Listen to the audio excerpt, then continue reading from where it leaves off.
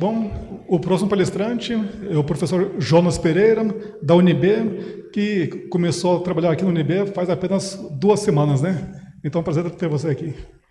Ok, muito obrigado, Alexandre. Eu vou falar em inglês, ok? Mas se quiserem fazer perguntas no final em português ou em outro idioma, sem problemas.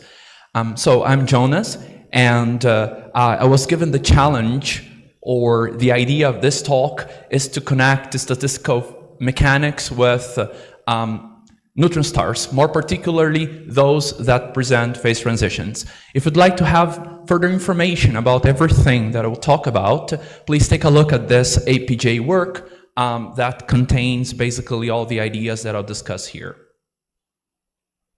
So my strategy will be to give you motivations of why statistical mechanics is important in this context of neutron stars, then talk about neutron stars with phase transitions that I'm going to call hybrid stars.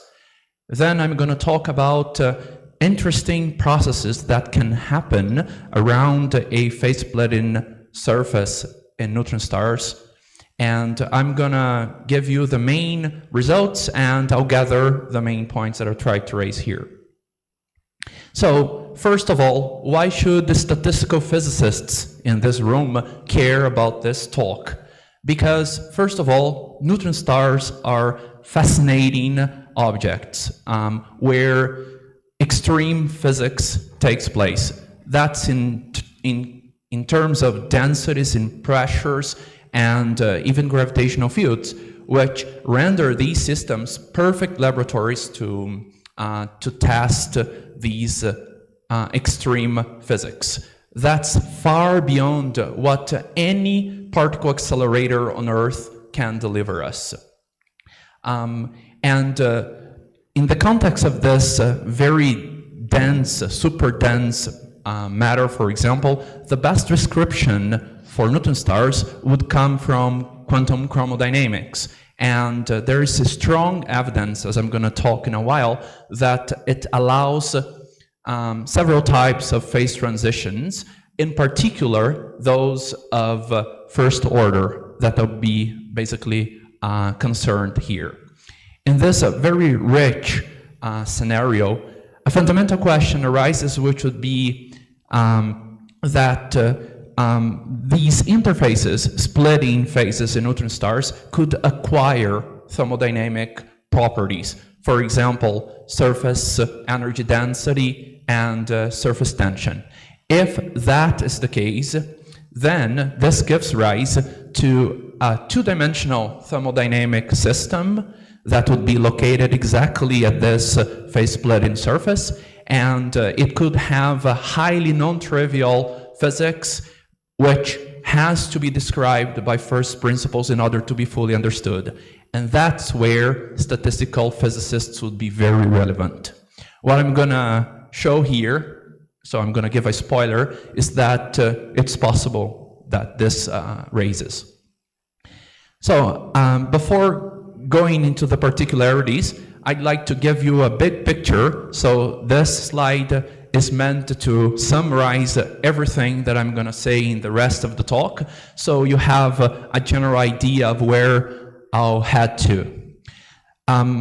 For describing a neutron star with phase transitions in general relativity, the mathematical approach would be matching two spacetimes at a given hypersurface that I call sigma. This is not trivially done in general relativity because it is nonlinear. So compositions of Einstein solutions are not necessarily solutions to Einstein equations. In order to guarantee that, one has to use what's called the Darmois-Royal formalism, which exactly teaches us how to match or to glue spacetimes in the correct way. And if you match two general spacetimes through a hypersurface, in general, an energy momentum tensor living on this hypersurface has to be induced. Here you have the answer. It's related to a jump because we're talking about a thin layer, so a natural continuation of what Ismael talked, but now in the context of stars. And this quantity is what's called the extrinsic curvature. It basically measures how much the normal vector to this hypersurface changes across it. I'm gonna go back to this in a while. I'm going to follow the most conservative approach, which is assuming for the background that there are no degrees of freedom in any phase splitting surface. So this energy momentum tensor will be 0. But what I'm going to show is that in the presence of perturbations, that's not the case anymore, meaning that a two-dimensional thermodynamic system will emerge, and in general, it will possess a surface energy and a surface tension. I know you guys do not work with neutron stars, so I thought relevant talking about some observational aspects of these systems, because that's the first way of characterizing them. We know, as of now, around 4,000 neutron stars. The first one was discovered by Jocelyn Bell, at the time a PhD student at Cambridge. It happened that her supervisor received a Nobel Prize for this discovery, not her. She discovered that by means of regular pulses that were detected on Earth, that today we know are related to pulsars, which constitute the bulk of neutron stars. The majority of these neutron stars are in our galaxy.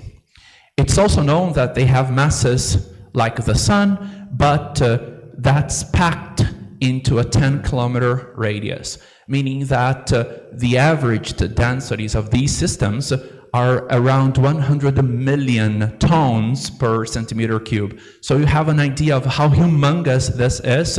If you take a teaspoon of nuclear matter from neutron stars, you'd have 300 Empire State Buildings there. So that's for you to understand how unimaginable things are compressed there. Neutron stars are truly multi-messengers because they exhibit electromagnetic radiation, they produce gravitational waves, they have thermal radiation, neutrino emission, and they're able to accelerate charged particles to ultra-high energies. In terms of rotation, there's a zoo also there of possibilities. They can rotate from hundreds of turns per second to a fraction of it. There are also several categories of neutron stars, for example, related to characteristic emissions, also related to magnetic fields, and this is just a way to summarize our ignorance about these systems. Because they are one of the possible outcomes of stellar evolution.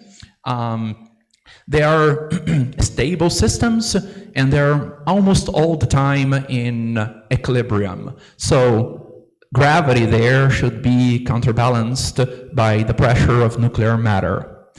Unfortunately, we don't understand this really well. This is ongoing work in order to understand the physics of dense nuclear matter. We need that understanding to understand better the properties, but even with an incomplete knowledge, we're already able to say a lot about neutron stars. Why neutron stars should present phase transitions? That's due to the best description we have of superdense matter, which is quantum chromodynamics, and here you have the phase diagram of it. What we know from heavy ion colliders only pertains to very small chemical potentials or small energies and very large temperatures, and we know that there is a crossover from hadronic matter to a quark-gluon plasma. But what happens at larger chemical potentials is not accessible through particle accelerators. not even from theory, because of the huge difficulties in working with QCD. But especially in the realm of small temperatures, that's exactly where compact stars save the day, so to speak, because that's exactly the range that should be present in these systems. So neutron stars are our best hope of learning about QCD. That strongly suggests that there is a plethora of possibilities there for quark matter. For example, it is expected to be superconducting, but in a given range of chemical potentials, the U and D quarks would Cooper pair. But for larger chemical potentials, E, D, and S quarks would all pair up and form another superfluid called the CFL phase. There's even the possibility of quark matter being at the same time superconducting and solid. So that's to show the richness that could be there, as well as the richness of QCD. Through GW 170817, which was the first gravitational wave event from neutron stars collision, two neutron stars. Actually, there is a moderate preference for neutron stars being hydric, possessing phase transitions. That's not yet conclusive because there are many uncertainties in the gravitational wave observables. But in the near future, meaning 5-10 years, we're going to decrease these uncertainties significantly. So we're going to be able to learn better about neutron stars' properties. So gravitational waves are a very powerful tool to probe internal aspects of neutron stars, and by consequence QCD. We'll be able to learn about the phase transition order there, even color superconducting phases. But gravitational waves are not the only agents that could probe neutron stars. Actually, the bulk of neutron stars observations come from electromagnetic observations, and now you have the NICER mission that is collecting photons from neutron stars and teaching us a lot about dense matter. And from observations, refinement of them particularly, we have learned that this idealized version of neutron star as a perfect fluid is not correct. We know today that at least some parts of neutron stars have to be elastic or solid. This comes from both observations and nuclear physics. I mentioned that neutron stars spend most of their time in equilibrium, but that's not the case. Perturbations there are very common as well. In the case of phase transitions, you have a very rich physics that could happen around the phase splitting surfaces. For example, there could be conversions of volume elements from one phase to the other, and that could have important physical consequences. And thus, from the simple observation, we learned that perturbation-related observables, they could be very useful at probing this physics of interface. I just recall you that this is inside a neutron star. It's not possible to be probed with, for example, direct electromagnetic observations, but there are many tools and observables that could allow for that. How to construct the equation of state of a neutron star with phase transition? We recur to thermodynamics that says that the preferred phase at a given pressure is that one that minimizes the Gibbs energy per particle or the baryonic chemical potential. And it happens that for small pressures, the hadronic phase is favored, whereas for very large pressures, the quark matter would be favored. So there has to exist a critical pressure where these two Gibbs potentials are the same, and that would exactly characterize the phase splitting surface. The resultant relationship between energy density and pressure would be given, or the equation of state, as we call, would be given by this, would be in this form, and it's a first order phase transition because the energy density is discontinuous. I just stressed that it would be possible to smoothly connect the hadronic phase to the quark phase, and that would give rise to the concept of a mixed phase, but in this seminar, I won't say anything about it. It's also a very active area of research. So, concerning degrees of freedom in GR, how to do it. So, as I mentioned before, the task is to glue two spacetimes through a hypersurface. And the Darmois-Israel formalism tells us that in order to guarantee that this glue is a solution to GR, because otherwise you should not even consider it, because neutron stars have to be solutions to general relativity, a surface energy momentum tensor is in general needed, as given by equation 1. Again, it's the jump because we're talking about thin layers or interfaces, and the quantity that connects the properties of the hypersurface to the spacetimes is naturally the extrinsic curvature and its combinations, and that's why that's the correct form of the energy momentum tensor there. In the spherically symmetric case, which is the simplest one and the one that I'm going to work here, you can show, that's not hard, that this surface energy momentum tensor is of a perfect fluid-like. And here it's characterized by a surface energy density and a surface tension in general relativity that are themselves jumps.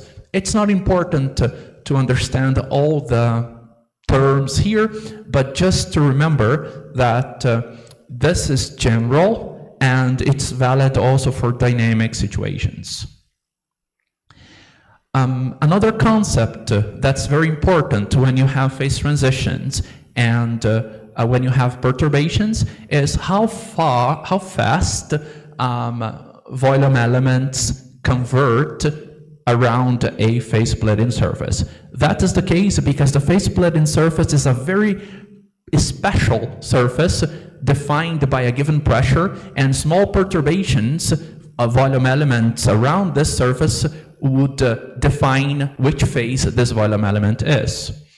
That's not easy to work, but you can think of two idealized cases where conversions of volume elements are very fast, for practical purposes instantaneous upon perturbations. That would be rapid conversions, and the opposite case where they are super slow, taking in practice infinite amount of time to convert from one phase to the other. That's called slow conversions. Here, effectively, what one would have would be just a squash and a stretch of volume elements.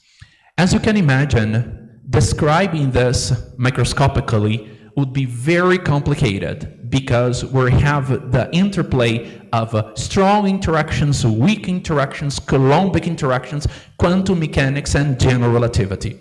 So you can imagine how hard it is. But I would say that impressively not, it was possible to summarize all this physics into extra boundary conditions.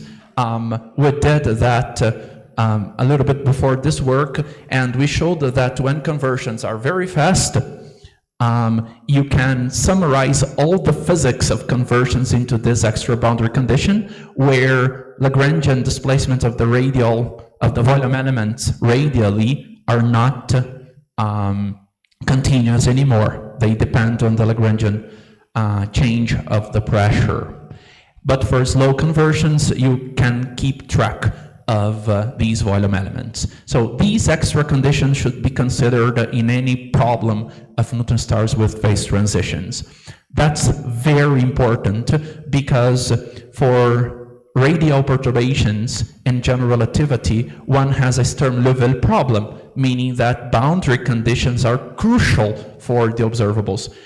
It's already known that the spectrum of frequencies of neutron stars change because of this, but what happens concerning surface degrees of freedom?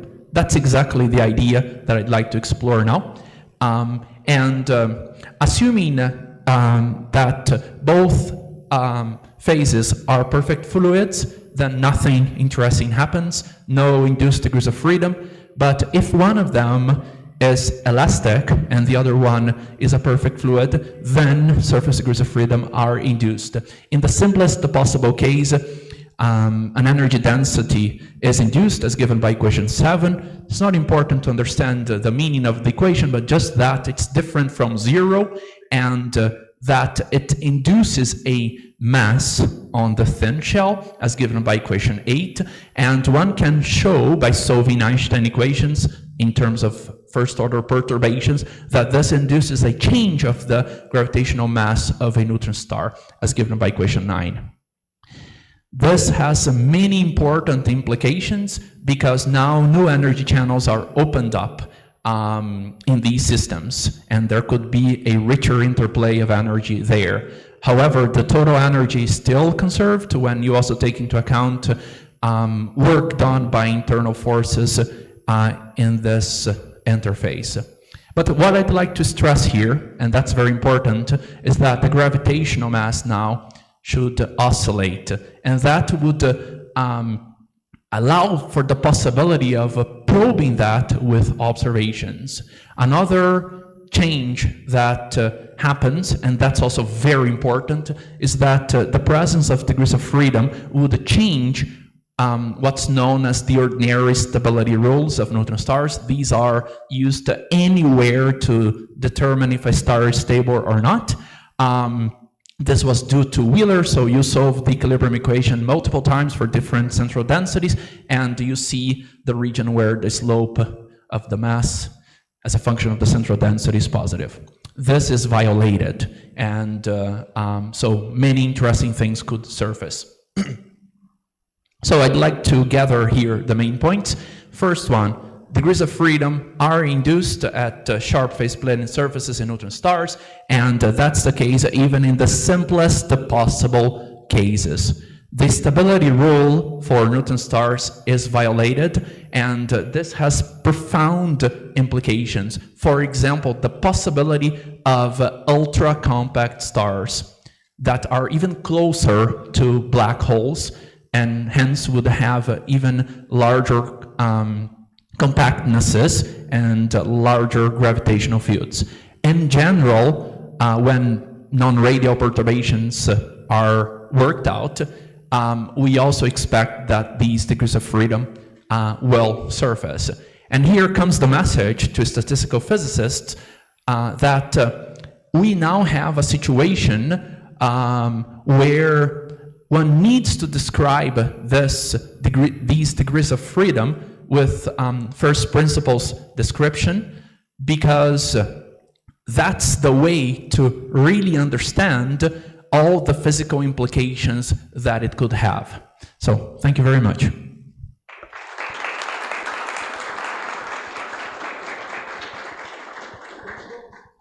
So we have plenty of time for questions in Portuguese or English.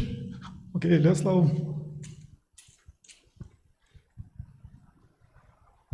Okay, thank you, Jonas, for your nice presentation. I have a question because in astrophysics, most of the neutron stars we have seen in the universe, they have angular momentum. So you consider, I think, most of the parts the spherical symmetry. So what could be the change? I guess it would be more complicated, but can you comment on that? Absolutely, thank you. We would expect stars to rotate. As I mentioned in the beginning, it could be even hundreds of turns per second. Fortunately, for neutron stars, that's low enough, so the spherical symmetry would be a good seed solution. Then you could perturb it. The technical difficulty would be working with an axial symmetry, for example, but the expectation is that everything that I said will keep.